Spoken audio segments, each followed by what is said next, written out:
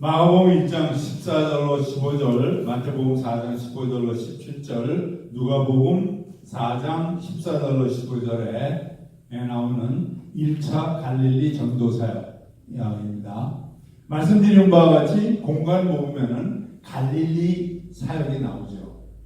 그래서 제1차 갈릴리 전도 사역에서는 예수께서는 세례 요한이 투옥당하고 난 이후에 가버나움, 성경에 표시되어 있기를 본 동네 가버나움으로 이주하시고, 그리고 본격적으로 갈릴리에서 하나님 나라를 선포하십니다.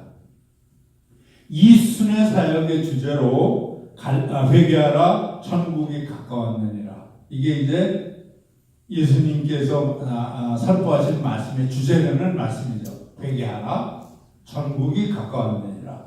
마태복음 4장 17절라고 선포하신 예수님께서는 자기로 인하여 이 세상에 온 천국의 기쁨과 즐거움을 잔치로 표현하십니다.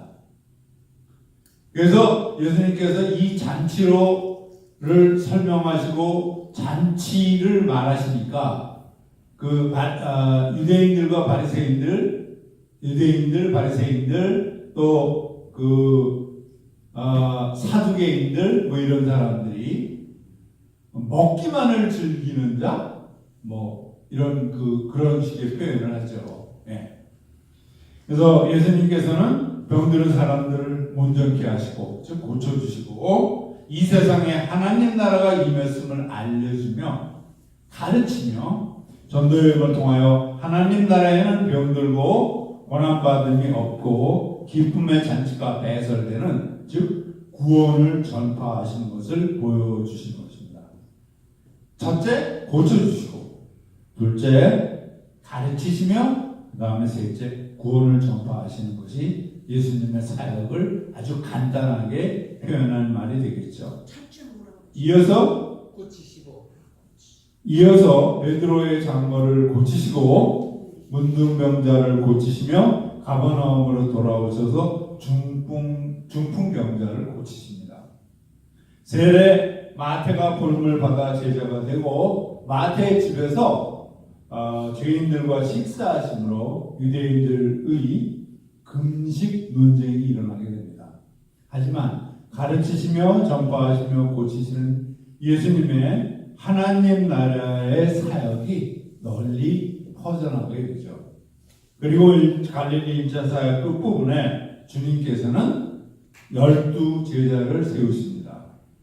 마가복음 3장 13절, 19절, 10장 1절로 4절, 그리고 누가복음 6장 12절로 16절에 그 12 제자의 명단이 좀 나와 있죠. 그리고 공간 보면은 1차 갈릴리 전도 사역을 장식하는 대미로 장식하는 산상수훈이 나오게 됩니다. 그래서 팔복 마태복음 5장 1절로 12절과 믿는 자들이 지켜야 될 말씀 마태복음 5장 13절에서 10장 29절의 하나님 나라의 계세 기준과 새 율법을 제시하십니다. 그래서 마태복음 5장에서 7장까지입니다. 지난 시간에 우리가 공부했지만 마태복음은 5개의 강론과 7개의 이야기로 구성되어 있습니다. 이 첫 번째 강론이 바로 산상수훈입니다. 그래서 마태복음에서는 교훈과 말씀으로 하나님 나라를 선포하시는 것을 마태가 기록한 것인데요. 성령님의 인도하심을 받아 마태가 기록한 것인데 바로 이것이 하나님 나라의 새 기준과 새 율법, 즉 하나님의 백성들이 지켜야 될 그러한 조례를 제시하시는 것이죠.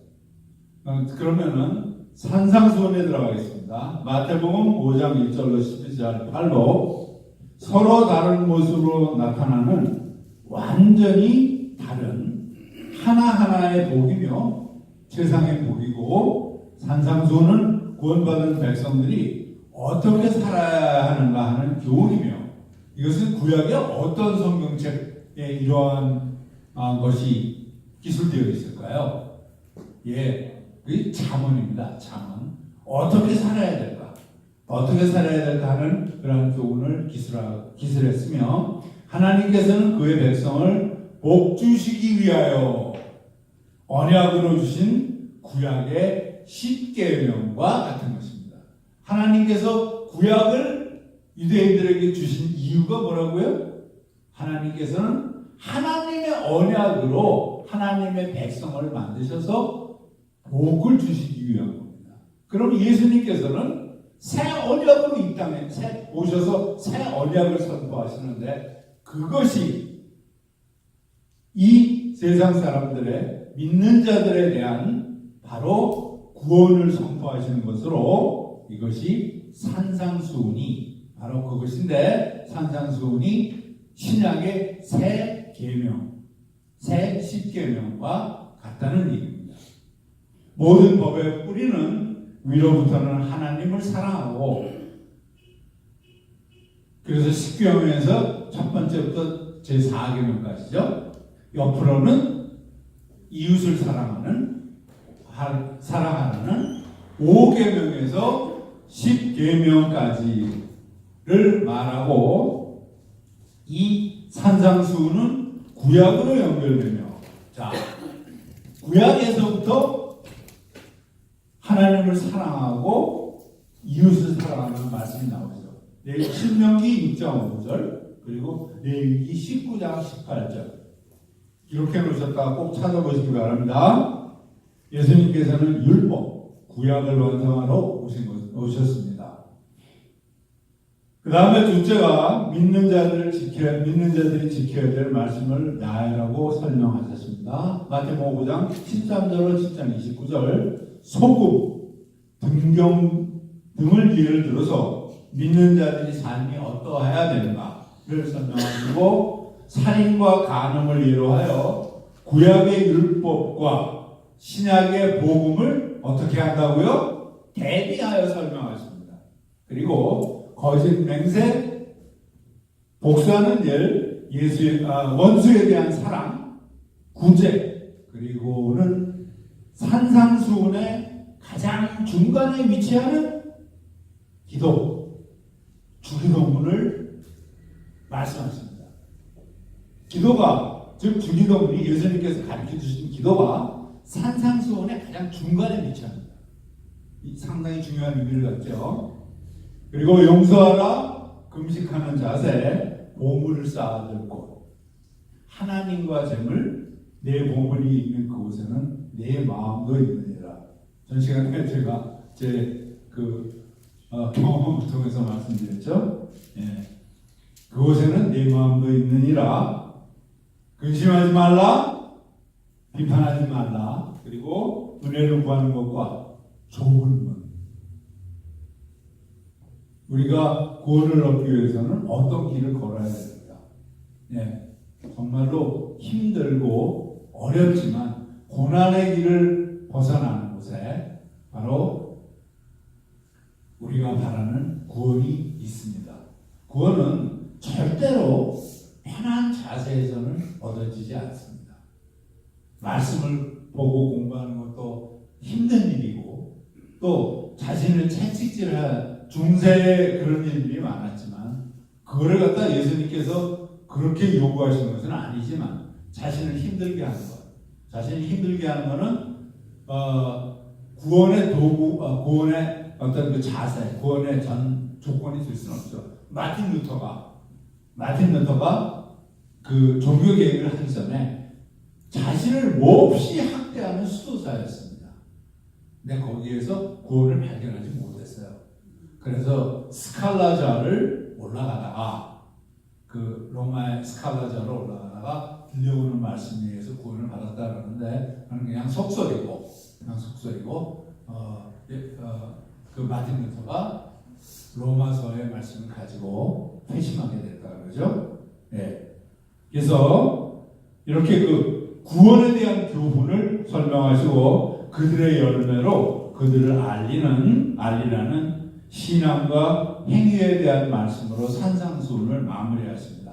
그리고 마태복음에만 나오는 아주 중요한 구절이 하나 있습니다. 뭐냐면 수고하고 짐진 자들아 다 내게 오라. 이 말씀은 마태복음 11장 28절 30절에만 나오는 말씀입니다. 즉 교훈과 말씀을 설명하는 마태복음의 첫 번째 갈릴리 사역을 종교라는 결론적인 말씀이 되겠죠. 다 내게 오라. 여기 라브레안가요? 라브레안가에 가다 보면은 베델 장로교인가 뭐 있는데 거기에 크게 수고하고 짐진 자들아 다 내게 오라. 그렇게 이제 교회 간판보다도 훨씬 더 크게 써 붙여 있는 걸 제가 보았습니다. 이는 하나님 나라의 백성으로 초대하는 것입니다. 그래서 예수님께서 말씀을 선포하신 것은 하나님 나라의 백성으로 초대하기 위해서 말씀을 선포하신 거죠. 네, 큰 네 번째 요한복음 5장 1절로 6장 71절 두 번째 6월절과 2차 갈릴리 전도 사역 역시 첫 번째 6월절의 사역과 마찬가지로 예루살렘과 갈릴리에서 이루어집니다. 예루살렘 성 양문 근처에서 38년 된 병자를 고친 예수님께서는 유대 지도자들과 안식일 논쟁을 벌이게 되죠. 예수님께서 안식일에 병자를 고치신 일은 상당히 중요한 의미를 갖습니다.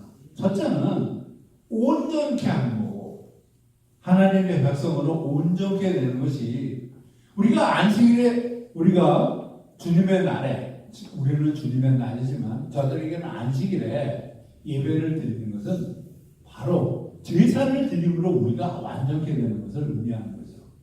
그런데 그렇게 완전케 되는 것이 저들의 율법을 때문에 3,000가지가 그런가요? 율법이? 네, 한 3,000가지는 늘어났답니다. 해야 될 것이 260몇 가지인가 그렇고 하지 말아야 될 것이 365가지인가 그렇답니다.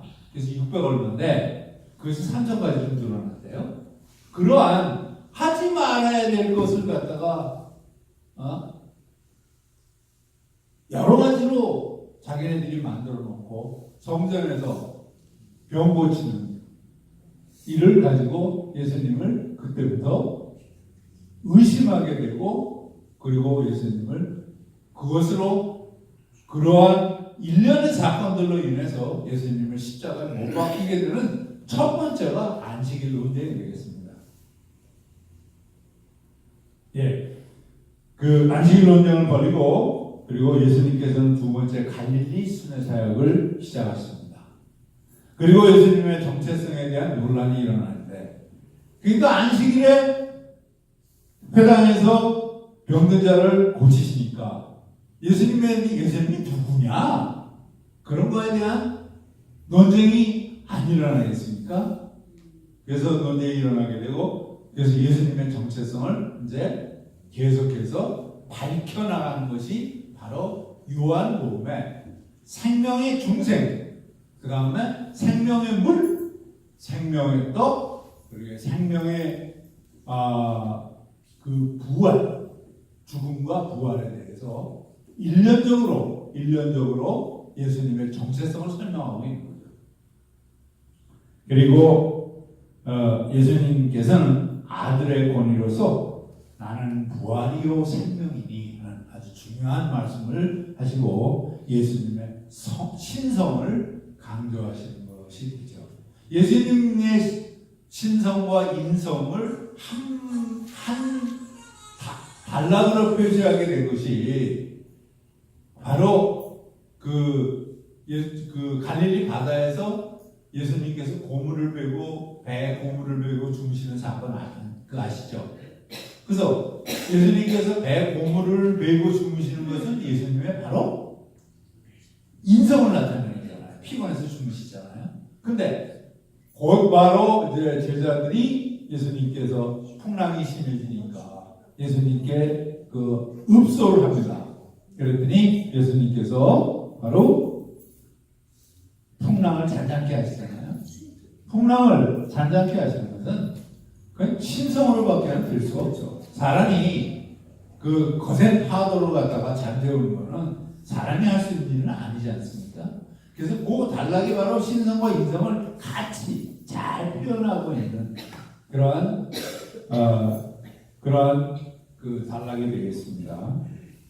갈릴리 2차 사역의 주제는 예수님께서 건설하러 오신 하나님 나라로서 하나님 나라에 대한 비유의 말씀들이 나오게 됩니다.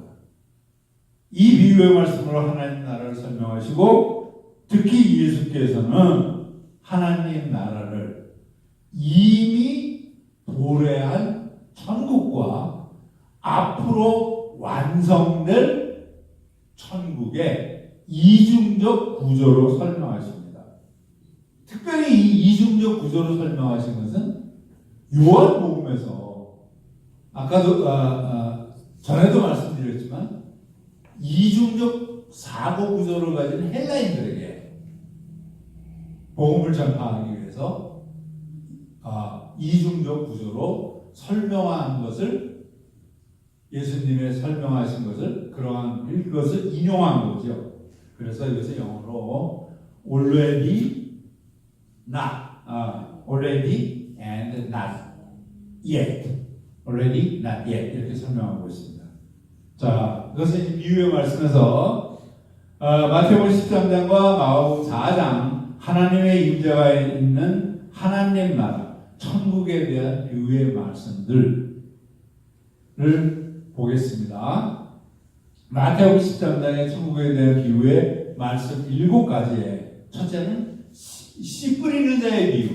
그렇죠? 그래서 천국은 복음을 받아들이는 마음의 상태에 따라서 어떻게 달라지는가 하는 말씀으로 씨 뿌리는 자의 비유를 말씀하십니다. 두 번째는 가라지 비유입니다. 주님이 악한 자를 왜 이 세상에 그대로 내버려 두시는가에 대한 말씀으로 하나님께서 악인들을 심판하려 하시다가 의로운 성도까지 다치기 때문에 내버려 둔다고 하십니다. 물론 이것이 예수님께서 말씀하셨지만 어떠한 것을 얘기하냐면 이런 것들을 가리켜서 신인동형이라고 합니다. 무슨 얘기냐면 하나님께서 못하실 일이 없죠. 악인만 뽑아내가지고 심판하시는 건 당연한 얘기죠.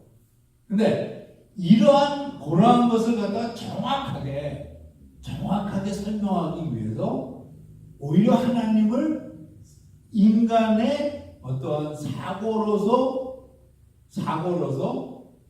그 복양으로 신과 인, 하나님과 사람을 동형형으로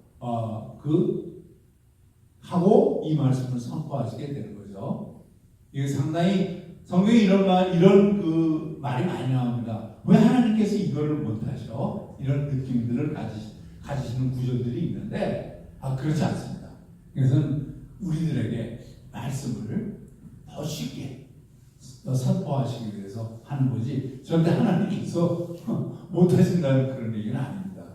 그래서 그거는 이제 신학적인 그 구절인데요. 여러분들이 나중에 조직신학을 공부하시면서 혹은 공부하셨으니까 아시겠지만 신인동형론에 대해서 신인동형론에 대해서 더 아시길 바랍니다. 그런데 또 하나 재미나는 것은 악인과 의인은 상대적이기 때문입니다. 자, 악인과 의인을 갖다 딱 나눌 수 있어요? 제가 2분 전에는 악인이었습니다. 지금은 악인이 아니라 의인입니다. 그래서 구원이 믿음으로 된다는 얘기밖에 할 수 없는 거예요. 나의 공로로 된다 그러면 2분 전에는 나는 지옥에 갈 수밖에 없어요. 근데 2분 후에는 또 복음에 힘입어서 예수님의 말씀으로 믿음으로 인해서 나는 천국에 갈 수 있습니다. 이 세상을 천국으로 살 수가 있어요. 그래서 악인과 의인을 구분할 수 없다는 얘기입니다. 우리가 성화의 과정을 통해서 영생으로 우리가 가고 있는 것이기 때문에 A라는 사람은 의인이고 B라는 사람은 악인이다.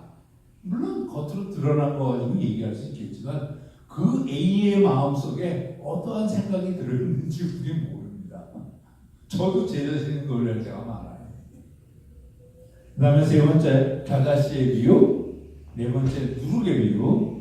그래서 겨자씨와 누룩은 작은 것이 무성해지며 확장되어가는 천국에 대해서 말씀합니다. 그 다음에 감추어진 보화의 비유.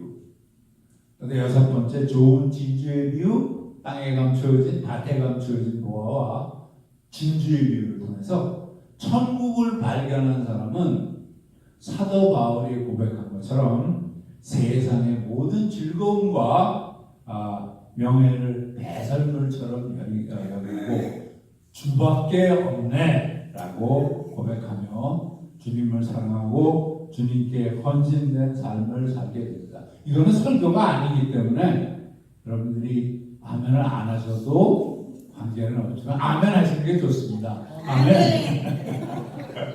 일곱 번째, 그물의 비유. 세상의 끝도 이러하리라고 말씀합니다. 천국에는 심판이 있습니다. 네. 천국에는 반드시 심판이, 천국에 가기 전에 반드시 종말에는 심판이 있습니다.